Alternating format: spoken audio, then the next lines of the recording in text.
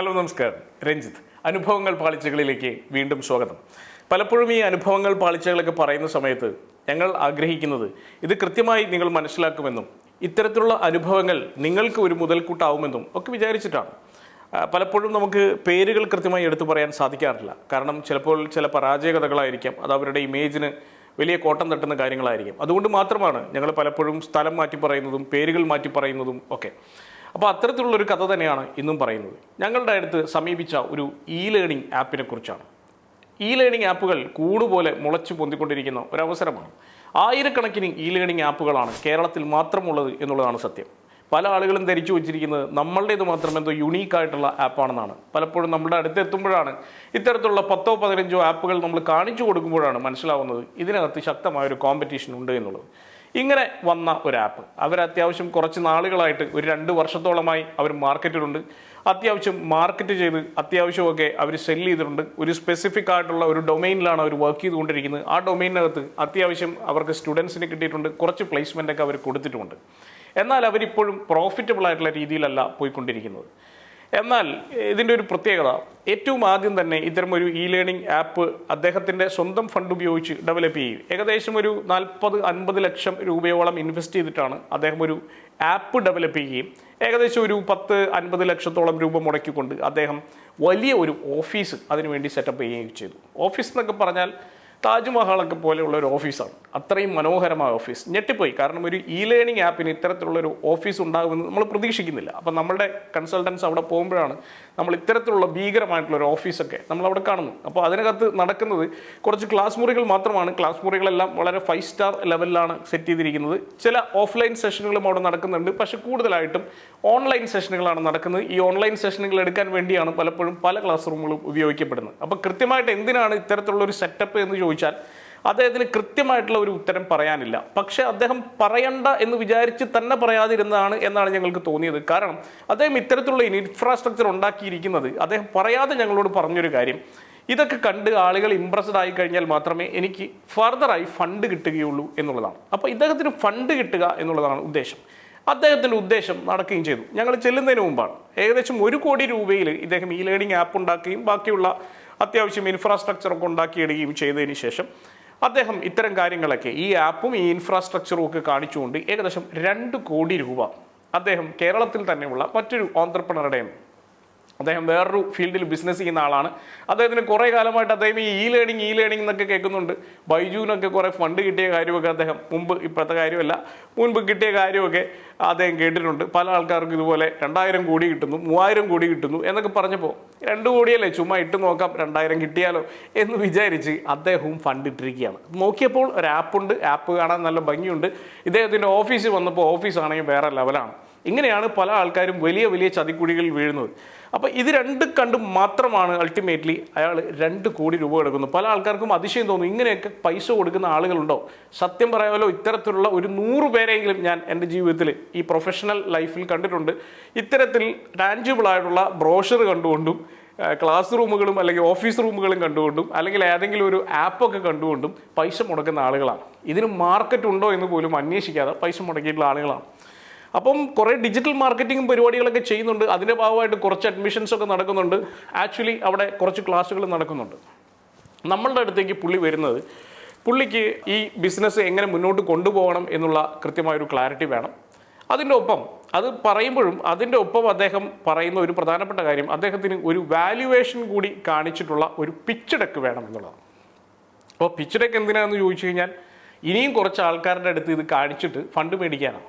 കാരണം ഇദ്ദേഹം ഫണ്ട് മേടിക്കാനായിട്ട് പല ആളുകളുടെ അടുത്തും പോയി, വീണ്ടും നമ്മുടെ ഈ ഓഫീസിൻ്റെ ഫോട്ടോയും മറ്റുള്ള കാര്യങ്ങളൊക്കെ കാണിച്ചിട്ട്. അപ്പോൾ പല ആൾക്കാരും ചോദിച്ചു പിച്ച് ഡെക്ക് എവിടെയെന്ന് ചോദിച്ചു. അപ്പോഴാണ് പുള്ളിക്ക് മനസ്സിലാവുന്നത് അങ്ങനെ ഒരു സാധനമുണ്ട്, പിച്ച് ഡെക്ക് എന്ന് പറയുന്ന സാധനമുണ്ട്. അങ്ങനെയാണ് പുള്ളി അന്വേഷിക്കുന്നത്. ഗൂഗിളിലൊക്കെ സെർച്ച് ചെയ്ത് നോക്കിയപ്പോൾ പിച്ച് ഡെക്ക് ചെയ്യുന്ന ആരുണ്ട് എന്ന് അന്വേഷിച്ചു. കുറേ ആൾക്കാർ ആയിട്ട് പുള്ളി സംസാരിച്ചു. നമ്മളുടെ അടുത്തേക്ക് വരികയാണ്. നമ്മളെ മുൻപ് പരിചയമൊന്നുമില്ല. പല ആൾക്കാരും നമ്മുടെ അടുത്തേക്ക് വരുന്നു, നമ്മുടെ ട്രെയിനിങ്ങുകളും കാര്യങ്ങളൊക്കെ അറ്റൻഡ് ചെയ്ത് കൃത്യമായി പരിചയമൊക്കെ ഉള്ള ആൾക്കാരാണ് വരുന്നത്. പക്ഷേ ഇദ്ദേഹത്തിന് പരിചയമൊന്നുമില്ല. ഗൂഗിളിൽ സെർച്ച് ചെയ്തു, നമ്മളെ കണ്ടു, കുറേ ആൾക്കാരോട് സംസാരിച്ചു, നമ്മളെ കണ്ടു, നമ്മളായിട്ട് സംസാരിച്ചു, നമ്മുടെ അടുത്തേക്ക് വന്നു. അപ്പോൾ അദ്ദേഹം പറഞ്ഞു ഇതൊന്ന് പഠിക്കണം, എങ്ങനെ ശരിയാക്കണം എന്ന് പഠിക്കണം, ഒപ്പം തന്നെ പിച്ച് ഡെക്ക് വേണം. ഞങ്ങൾ പോയി 1 മാസം കൊണ്ട് ഞങ്ങൾ കൃത്യമായി പഠിച്ചു എന്തൊക്കെയാണ് അവിടെ നടക്കുന്നത്, എന്തൊക്കെയാണ് നടക്കാൻ പാടില്ലാത്തത് എന്നുള്ളത്. വളരെ പ്രശ്നത്തിലാണ് ഓർഗനൈസേഷൻ. കാരണം എന്താ വെച്ച് കഴിഞ്ഞാൽ കൃത്യമായിട്ടുള്ള പ്രൊഡക്റ്റുകളും സർവീസുകളും പോലും ഡിഫൈൻഡ് അല്ല. ഏതൊക്കെ പ്രൊഡക്റ്റിന് ഫോക്കസ് കൊടുക്കണമെന്ന് കൃത്യതയില്ല. ഫാക്കൽറ്റിയുടെ കാര്യത്തിൽ കൃത്യതയില്ല. പലരും പലതാണ് പഠിപ്പിച്ചുകൊണ്ടിരിക്കുന്നത്. അതിന് കൃത്യമായിട്ടുള്ള മൊഡ്യൂളുകളില്ല, സിലബസുകളില്ല. ഒരു സർട്ടിഫിക്കേഷനൊക്കെ എടുത്തു വെച്ചിട്ടുണ്ട്. ആ സർട്ടിഫിക്കേഷൻ എത്രമാത്രം റിലയബിൾ ആണ് എന്നുള്ള കാര്യത്തിലും 100% ഉറപ്പൊന്നുമില്ല. എപ്പോൾ വേണമെങ്കിൽ ആ സർട്ടിഫിക്കേഷൻ പോകാം. ചുരുക്കി പറഞ്ഞാൽ പൂർണ്ണമായി എത്തിക്കലാണ് എന്ന് പറയാൻ പറ്റാത്ത ഒരു സ്ഥാപനം ഇങ്ങനെ പോയിക്കൊണ്ടിരിക്കുന്നു. കുറേ ആളുകൾ വന്നു ചേരുന്നു, കുറച്ച് ആളുകൾക്ക് ജോലി കിട്ടുന്നുണ്ട്, ഏതൊക്കെ തരത്തിലൊക്കെ ചില റിക്വയർമെൻ്റ് ഉള്ള പൊസിഷനിൽ ജോലി കിട്ടുന്നുണ്ട്, മറ്റുള്ള ആളുകൾ ജോലി കിട്ടുമായിരിക്കും എന്നുള്ള പ്രതീക്ഷയിൽ ഇങ്ങനെ പോകുന്നുണ്ട്. വലിയ രീതിയിലുള്ള ഇൻവെസ്റ്റ്മെൻറ്റ് ഇൻഫ്രാസ്ട്രക്ചറിന് ചെയ്തു വെച്ചിരിക്കുന്നു. അപ്പോൾ ഇത് നമ്മൾ ഗ്യാപ്പ് അനാലിസിസ് ചെയ്യുമ്പോൾ നമ്മൾ കംപ്ലീറ്റ് പർച്ചേസ് മുതൽ ഓരോ ചെറിയ ഭാഗങ്ങൾ, ഇപ്പോൾ സർവീസ് ഇൻഡസ്ട്രി ആയതുകൊണ്ട് പർച്ചേസിലൊന്നും വലിയ റോൾ ഉണ്ടാവില്ല. അൾട്ടിമേറ്റ്ലി അതിൻ്റെ ഒരു പ്രൊജക്ട് മാനേജ്മെൻറ്റിലായിരിക്കും ഏറ്റവും പ്രധാനപ്പെട്ട റോൾ ഉണ്ടാവുക. പ്രൊജക്ട് മാനേജ്മെൻറ്റ്, അതിൻ്റെ സ്റ്റാഫിങ്, ഇങ്ങനെയുള്ള കാര്യങ്ങളിലൊക്കെ വലിയ പ്രശ്നങ്ങളുണ്ട്. ആക്ച്വലി ഈ പ്രശ്നങ്ങളെല്ലാം അടങ്ങിയ വലിയൊരു ഗ്യാപ്പ് അനാലിസിസ് റിപ്പോർട്ട് നമ്മൾ സബ്മിറ്റ് ചെയ്തു. നമ്മളൊരു മാസമാണ് സാധാരണ പറയുക, ഒരു മാസത്തിൽ തന്നെ നമ്മളിത് പഠിച്ച് സബ്മിറ്റ് ചെയ്യാം. അതിൻ്റെ ഒപ്പം തന്നെ അദ്ദേഹത്തിന് വേണ്ടത് പിച്ച് ഡെക്കാണ്. അപ്പോൾ പിച്ച് ഡെക്ക് ഉണ്ടാക്കുക എന്ന് പറഞ്ഞാൽ ചെറിയ പരിപാടിയല്ല. കാരണം എന്താ വെച്ച് കഴിഞ്ഞാൽ അദ്ദേഹം കഴിഞ്ഞ 2-3 വർഷമായിട്ട് അദ്ദേഹം വർക്ക് ചെയ്യുന്നുണ്ട്. അപ്പോൾ ഈ 2-3 വർഷത്തെ ബാലൻസ് ഷീറ്റ് പുള്ളിയോട് ചോദിക്കുന്നുണ്ട്. പുള്ളിയുടെ കയ്യിലില്ല. കാരണം യാതൊരു തരത്തിലുള്ള അക്കൗണ്ടിങ് പ്രാക്ടീസസും അവിടെ ഇല്ല. പൈസയൊക്കെ ചിലപ്പോൾ മേടിക്കും, ചിലപ്പോൾ സ്വന്തമായിട്ട് മേടിക്കും, സ്വന്തം അക്കൗണ്ടിലേക്ക് മേടിക്കും, ചിലപ്പോൾ കമ്പനി അക്കൗണ്ടിലേക്ക് മേടിക്കും. പുള്ളി 2 BMW ഒക്കെ മേടിച്ചിട്ടുണ്ട്. ഈ 2 കോടി രൂപ വന്നല്ലോ, അതിൻ്റെ ഇടയിൽ ഒരു BMW മുമ്പ് ഒരെണ്ണം എങ്ങനെയോ ആളുടെ സ്വന്തമായിട്ടുള്ള ഫണ്ട് കൊണ്ട് മേടിച്ചിരുന്നു. അതല്ലാതെ ഒരു BMW കൂടി മേടിച്ചു. മാത്രമല്ല ഇപ്പോൾ ക്യാഷ് ക്രഞ്ച് ആയതുകൊണ്ട് ഒരു BMW പണയത്തിലാണ്. അപ്പോൾ ഒരു BMW കയ്യിലുണ്ട്, പുള്ളിയും വൈഫൊക്കെ ഉപയോഗിക്കുന്നുണ്ട്. അങ്ങനെ പോയിക്കൊണ്ടിരിക്കുക.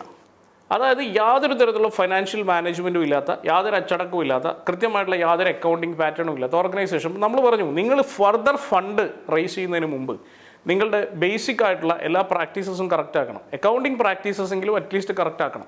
അതിനുശേഷമേ ദയവ് ചെയ്ത് അടുത്തൊരു ഫണ്ടിങ്ങിലേക്ക് പോകാൻ പാടുള്ളൂ. അല്ലെങ്കിൽ നിങ്ങൾക്കും ആ ഫണ്ട് തരുന്ന ആൾക്കും വലിയ പ്രശ്നമാണ്. ഒരു കാരണവശാലും നിങ്ങൾ പോകാൻ പാടില്ല. നമ്മൾ സ്ട്രോങ് ആയിട്ടുള്ള റെക്കമെൻഡേഷനാണ്. അപ്പം നമുക്ക് ആസ് കൺസൾട്ടൻസ് നമുക്ക് പറയാനല്ലേ സാധിക്കുകയുള്ളൂ. നമ്മൾ ഗുണ്ടകളൊന്നും അല്ലല്ലോ. നമുക്ക് ഒരാളെ പിടിച്ച് ചെയ്യിപ്പിക്കാൻ സാധിക്കില്ല.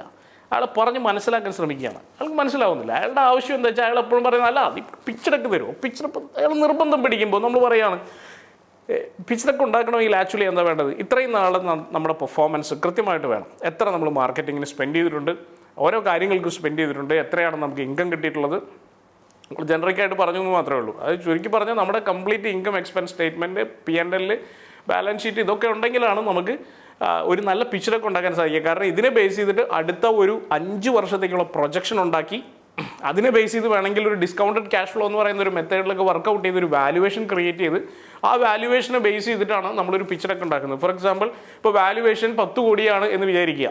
അപ്പോൾ അങ്ങനെയാണെങ്കിൽ നമുക്കൊരു 20% ഡൈല്യൂട്ട് ചെയ്തിട്ട് ഒരു 2 കോടി രൂപ നമുക്ക് മേടിക്കാം.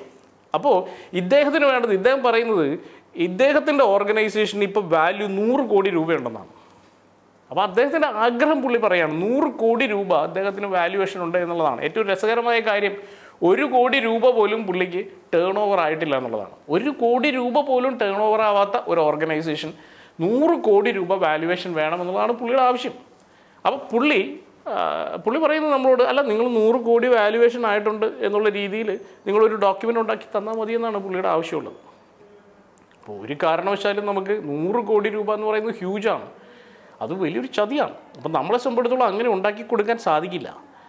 അതേസമയം നമ്മൾ ബാക്ക്ഗ്രൗണ്ടിൽ പോയി പഠിക്കുമ്പോൾ ഇദ്ദേഹത്തിൻ്റെ കയ്യിൽ യാതൊരു തരത്തിലുള്ള ഡോക്യുമെൻസും ഇല്ല. ഇനിയിപ്പോൾ 100 കോടിക്കുള്ള ഒരു പ്രൊജക്ഷൻ അല്ലെങ്കിൽ വലിയൊരു പ്ലാൻ ഉണ്ടെങ്കിൽ ഒരു പക്ഷേ നമുക്ക് അങ്ങനെ ഉണ്ടാക്കി വർക്കൗട്ട് ചെയ്ത് കൊടുക്കാം. ഇതൊരു ആസ്പിറേഷണൽ ആയിട്ടുള്ളൊരു വാല്യുവേഷൻ ആണെന്ന് പറഞ്ഞുകൊണ്ട്. പക്ഷേ അതിനുള്ള ബാക്ക് എൻഡ് ഡാറ്റാബേസും ഇല്ല. അപ്പോൾ ഇത് നമ്മൾ ഡാറ്റ വേണമെന്ന് പറഞ്ഞപ്പോൾ ഇദ്ദേഹം ഡിഗ് ചെയ്യാൻ തുടങ്ങി. അപ്പോൾ അപ്പോഴേക്ക് 2 മാസമായി. നമ്മൾ കൃത്യമായി ഫോളോ അപ്പ് ചെയ്യുന്നുണ്ട്. ഓരോ ദിവസവും ഡാറ്റ വേണം. പല ദിവസങ്ങളിൽ ഫോൺ വിളിച്ചാൽ എടുക്കില്ല. ഇദ്ദേഹം ഒരു തരത്തിൽ മെസ്സേജ്, വാട്സാപ്പിൽ മെസ്സേജ് അയച്ചാൽ ഇടയ്ക്ക് ചിലപ്പോൾ ഒന്ന് റെസ്പോണ്ട് ചെയ്യും, ഡാറ്റ തരാം, ഒന്ന് വെയിറ്റ് ചെയ്യൂ എന്നൊക്കെ പറയും. 6 മാസം കഴിഞ്ഞു, 7 മാസം കഴിഞ്ഞു, 8-9 മാസമായി. ഞങ്ങൾ ഇടയ്ക്കിടയ്ക്ക് ഫോളോ അപ്പ് ചെയ്യുക. കാരണം എന്താ വെച്ചാൽ ഞങ്ങൾക്ക് ഇത് ക്ലോസ് ചെയ്യണം. ഞങ്ങൾക്ക് ഇൻറ്റേർണലി ഒരു പ്രൊസീജിയറുണ്ട്. ഞങ്ങളുടെ കൺസൾട്ടൻസിന് ഉള്ള KPI ആണ് നമ്മൾ പറഞ്ഞ സമയത്തിനുള്ളത് ക്ലോസ് ചെയ്യണം എന്നുള്ളത്. അല്ലെങ്കിൽ അവൻ്റെ സാലറിയിൽ നിന്ന് കട്ടായിക്കൊണ്ടിരിക്കും നമ്മളുടെ കൺസൾട്ടൻറ്റിൻ്റെ. അപ്പോൾ അവൻ ഇത് ഭയങ്കര ഒരു കൺസേൺ ആയിട്ട് എല്ലാ തവണയും ഫോളോ അപ്പ് ചെയ്തുകൊണ്ടിരിക്കും. ഇദ്ദേഹം കൊടുക്കുന്നില്ല ഡാറ്റ.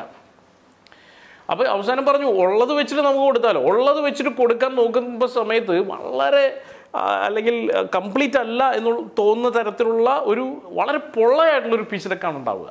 അതൊരു കാരണവശാലും ഒരാൾ അംഗീകരിക്കില്ല. ഇനിയിപ്പോൾ ഒരാൾ കണ്ടാൽ തന്നെ ഇതാരാ ഉണ്ടാക്കിയതെന്ന് ചോദിച്ചാൽ നമുക്കതൊരു വലിയ പ്രശ്നമാണ്. അപ്പോൾ അതും പോസിബിൾ അല്ല. അപ്പോൾ ഡാറ്റ തരാമെന്ന് ഇദ്ദേഹം പറയുന്നുണ്ട്, തരില്ല എന്നും പറയുന്നില്ല. അപ്പോൾ ഇങ്ങനെ നീണ്ടുപോവാണ്. ഒരു 10 മാസമൊക്കെ കഴിഞ്ഞപ്പോഴാണ് പുള്ളി ഒരു ദിവസം പെട്ടെന്ന് കുറച്ച് ഡാറ്റ അവിടുന്ന് ഇവിടുന്ന് കളക്ട് ചെയ്ത് അയച്ചു തന്നിട്ട് ഡാറ്റ അയച്ചിട്ടുണ്ട്, നാളെ തന്നെ പിച്ച് ഡെക്ക് റെഡിയാക്കി തരണം.